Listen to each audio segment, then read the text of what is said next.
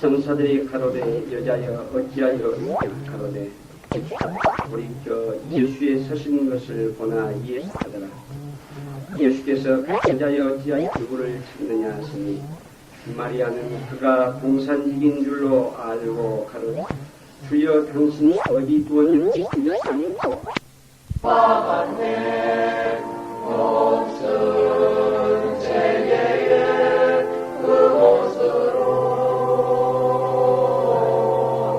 당신 소리 내 마음을 울리면서 들렸네. 그 피로 내게 씻었네.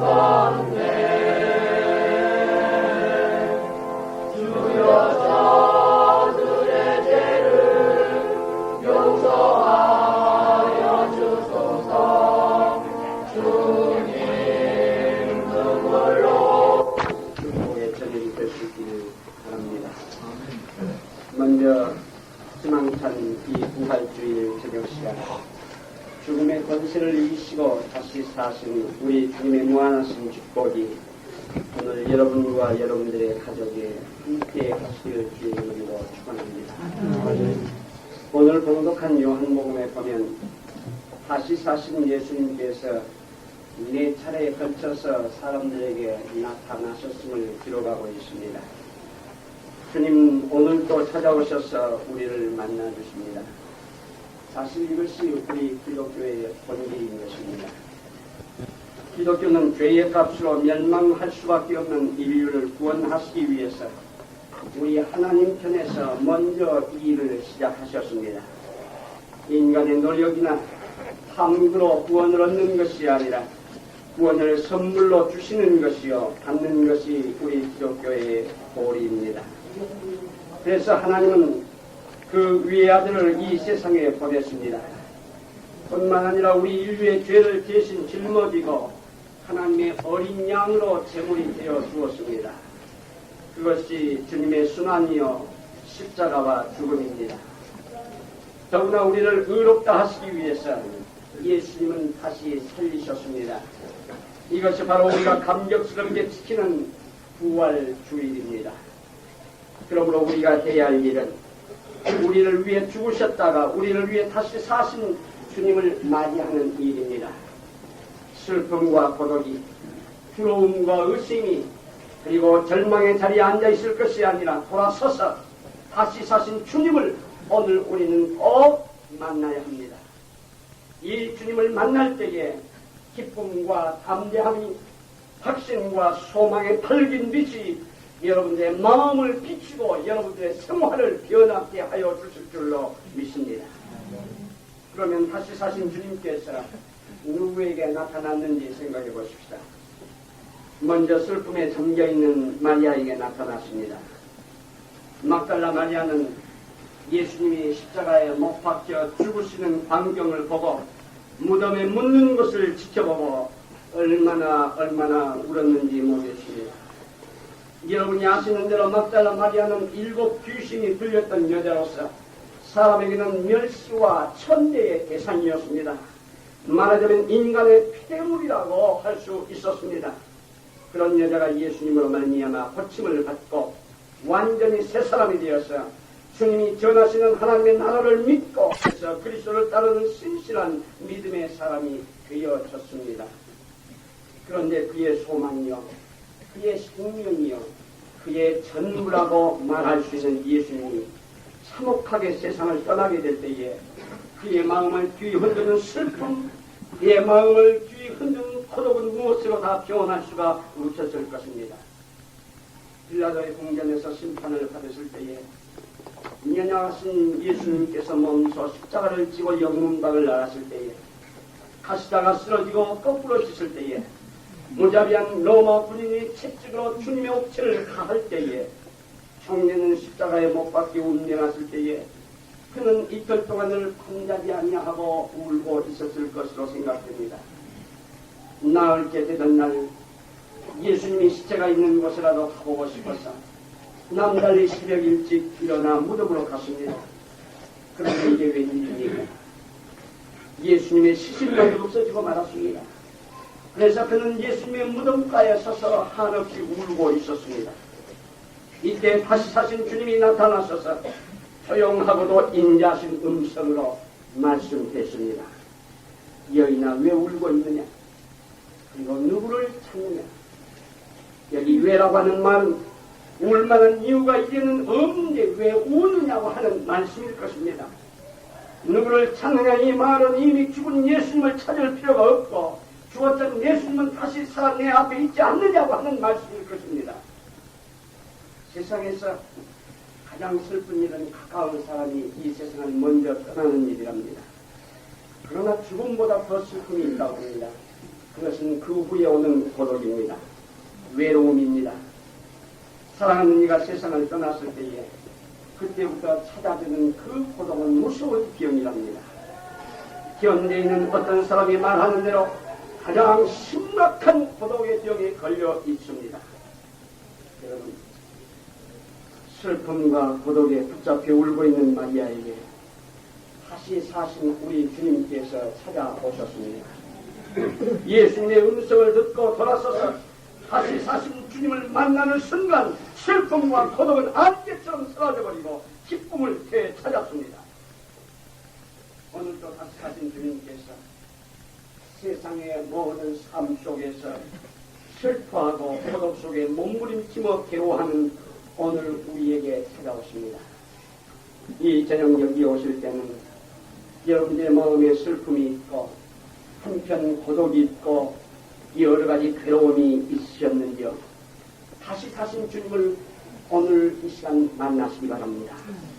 슬픔에 젖어있는 막달라 마리아가 예수 그리스도의 사심을 알고 만났을 때에 그는 뜻이 기뻐했던 것과 같이 오늘 여러분들이 예수 그리스도를 만나기만 하면 모든 고독도 괴로움도 슬픔도 변하여 기쁨과 찬송이 되어질 수 있습니다. 다시 사신 예수님은 두려워 떠는 제자들에게 나타났습니다. 예수님이 십자가에 돌아가신 후 제자들은 유대 사람이 무서워서 자기들이 잘 아는 어떤 사람의 집에 문을 잠그고 앉아 있었습니다.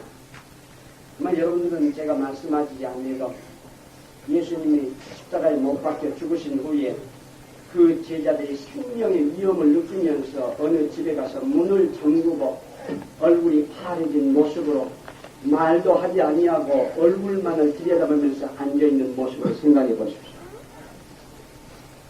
예수님의 제자들 가룟 유다를 내놓고는 평시에도 그렇게 담대한 사람이 별로 없었던 것 같습니다. 그들은 모두 어떻게 보면 겁장이었는지 모르겠습니다. 그래서 예수님께서 원수들에게 잡히시게 되니까 겟세마네 동산에는 아예 다 나타나지 아니하고 도망쳐 버렸습니다. 그렇게 큰 소리로 장담하던 베드로가 어떻게 했습니까? 다른 사람은 다 선생님을 버리는 한이 있어도 저만은 절대로 그렇게 하지 아니하고 주님을 끝까지 알겠습니다고 맹세하던 이 베드로가 얼마 동안은 예수님의 십자가를 먼 발치로 따랐습니다. 예수님께서 가야바틀에서 신문 받으시는 광경을 보고 겁이 났습니다. 어린 돼지가이가 너도 예수를 따르는 자요 제자라고 말할 때에 예수님을 모른다고 부인하고 저주까지 했습니다. 성질이 급하고 가장 순례자였던 베드로가 이러한 거짓됨과 약함을 가졌다고 하면 아마 다른 제자들은 뿔뿔이 다 헤어졌을 것입니다. 제자들은 예수님께서 십자가에 죽으시고 무덤에 묻히게 되니까 다음 차례는 우리 차례로구나 그렇게 생각했으면지도 모르겠습니다. 그래서 두려워 떨면서 예루살렘 어떤 동지의 집을 모여 문을 잠그고 쭈그리고 앉아 있었을 것입니다. 아마 말 한마디도 제대로 못하고 얼굴이 시퍼렇게 되어서 숨도 크게 쉬지 못하고 있었을 것입니다. 사실 빌라도의 정치적인 권력이 두려웠습니다. 가야바를 대표하는 유대교의 신봉자들, 직업적인 모든 종교인들이 무서웠습니다.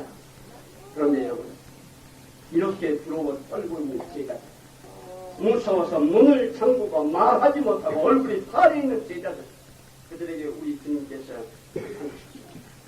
그리고 그들을 향해서 이렇게 말씀하십니다. 너에게 평안이 있으라. 너에게 평안이 있으라. 이 평안은 육신적인 평안이 아닙니다. 부러운 생각을 없이 하는 마음의 첫 평안을 우리 하나님께서 축복하시는 것입니다.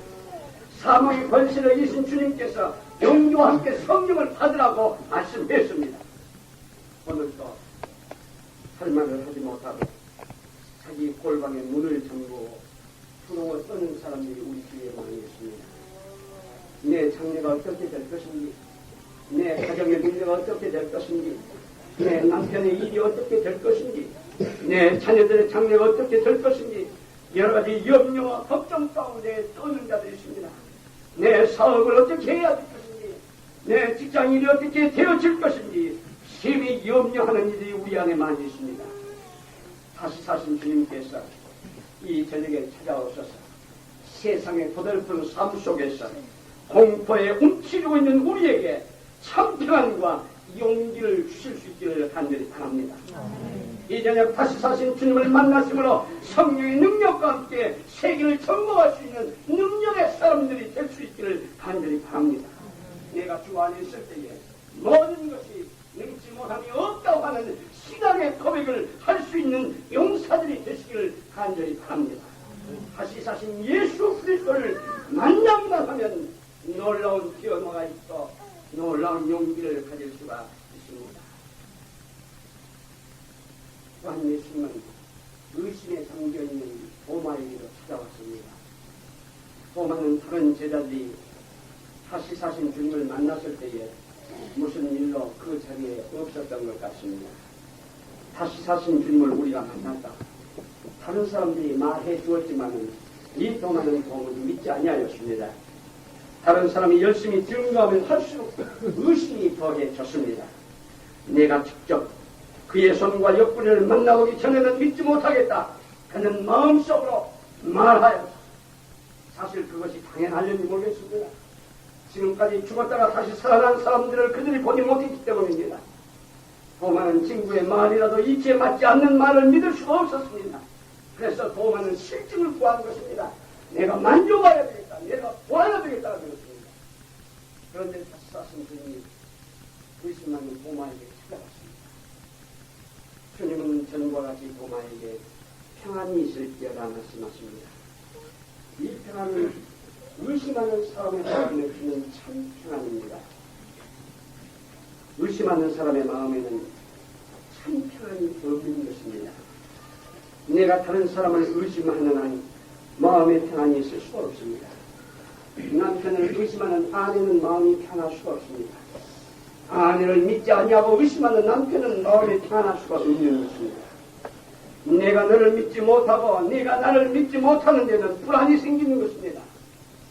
혹은 우리가 사는 세상을 반드시 바르고 의로운 사람이 잘 되는 것이 아니라 오히려 어떤 때는 악하고 불의한 자가 땅 위에서 잘 되고 번영하는가 하면 의로운 자가 고통을 당하는 경우도 비일비재합니다. 그런데 우리 마음에는 풀리지 아니하는 의심이 가득하게 되어집니다. 정말 하나님이 계시다면 세상이 이렇게 내버려질 수가 있는가? 정말 하나님이 계시다면 내가 이러한 고통을 당할 수가 있겠는가 하는 회의에 잠기게 됩니다. 그러나 여러분, 시인 롱펠러는 이런 말을 했습니다. 하나님의 연자맷돌은 매우 천천히 돌아갑니다. 그러나 그 연자맷돌은 매우 부드럽게 달아버립니다. 하나님의 연자맷돌이 천천히 모든 것 같지만은 하나님의 이 맷돌은 거칠게 갈지 아니하고 부드럽게 하나도 남김없이 조각을 다 끼워버리고 맙니다. 그렇습니다. 우주 만물을 피하시는 하나님이 살아계셔서 어떤 때는 그의 섭리와 경륜을 이루어가지만은 어떤 때는 의심을 품을 정도로 오래오래 참으시는 경우가 있습니다. 그러나 다시 사신 주님, 부활하신 주님은 우리 모든 인간의 의심에 대한 분명한 회답이 되어질 수가 있습니다.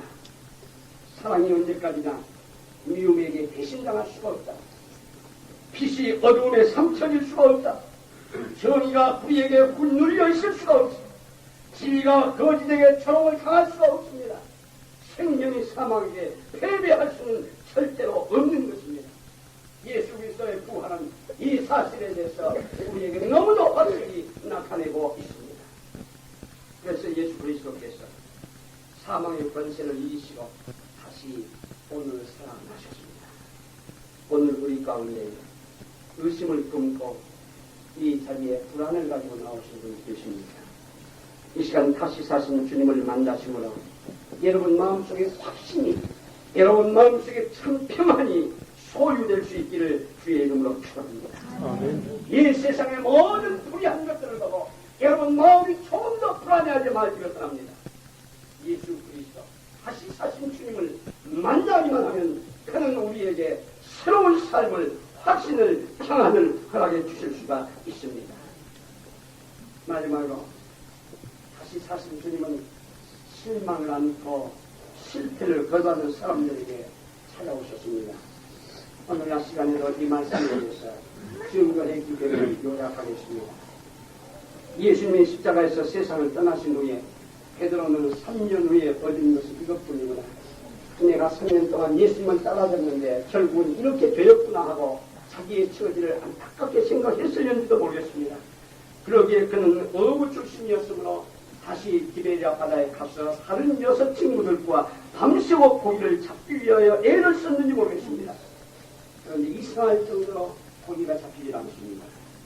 그럴 수밖에 없는 것이 실망 속에서 그물을 들였으니 아마 그들은 손에 별로 잡히지 않았을 것입니다. 던져도 과거에 그들이 가졌던 기술대로 그물이 던져지지 아니했을 것입니다. 정신적으로 매우 불안했기 때문입니다. 날이 밝아 동이 트기 시작할 때입니다. 다시 사신 주님께서 갈릴리 바닷가에 나타나셨습니다. 그리고 제자들을 다시 부르셨습니다. 가장 귀한 생명을 버리고 떠났던 베드로를 불러, 사명을 버리고 떠났던 베드로를 불러서 인간의 영혼을 구하는 대사명을 맡기는 엄숙한 재임명식을 거행하시는 순간이었습니다. 사랑하는 여러분, 인간 생활의 실패로 말미암아 쓴 잔을 마시고 있는 사람에게 부활하신 주님이 찾아오셔서 새 힘을 주시고 다시 일어날 기회를 허락하시며 더 좋은 삶의 목적을 위해 살도록 희망을 안겨주시는 사신 예수 그리스도를 바라보시기 바랍니다. 그리고 만나시기 바랍니다. 주님은 베드로의 실수를 추궁하지 않았습니다. 다만 내가 나를 사랑하느냐고 물었을 뿐입니다. 여러분, 우리는 다 실수가 많은 사람입니다. 과거에 하나님을 멀리 했던 사람들입니다. 그러나 주님께서 그것을 따지지 않습니다.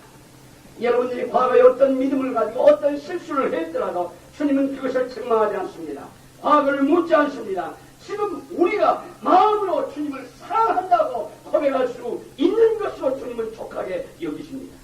그러면 과거의 어떤 실수, 과거의 어떤 죄도 다 용서하여 주시고 새롭고 위대한 사명을 오늘 여러분들에게 부여하여 주십니다. 우리 가운데 실망하여 맥없이 사시는 분이 계십니다. 마음에 원하는 바가 오래 이루어지지 않아서 낙심 중에 시기에 빠진 자가 있습니다. 다시 사신 주님을 만나셔서 우리 주님이 주시는 새 희망, 새 소망을 가지고 새로운 역사를 창조할 수 있는 우리 모양의 식구들이 되시기를 주의 이름으로 축원합니다.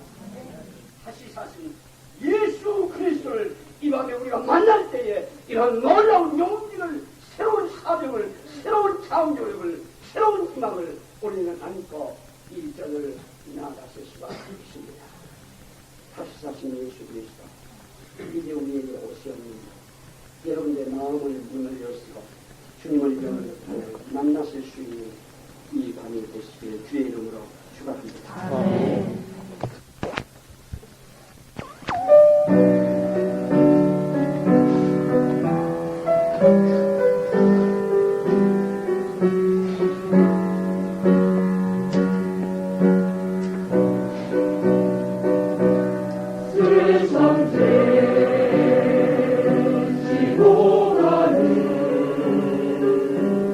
어린 양을 보라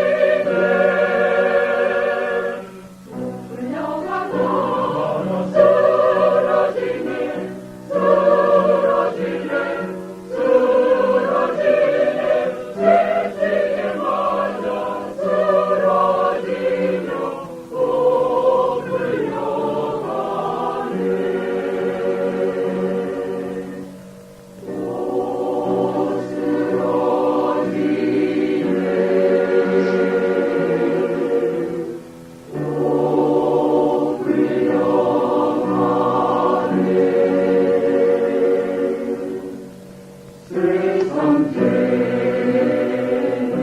지고 가는 어린 양을 보라. 세상 죄를 지고 가는 어린 양을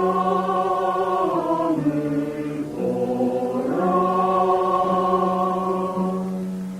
어린 양을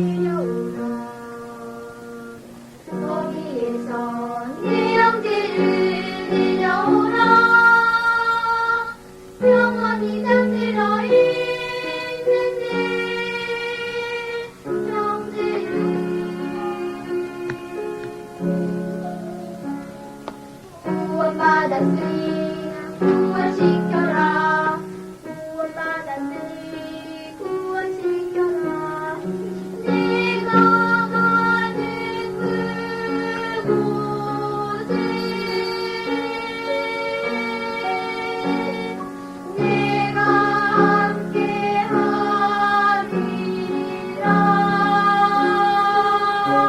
함께하리라 너희 나약함은 내가 돌아 내가 너를 위해 방패되리라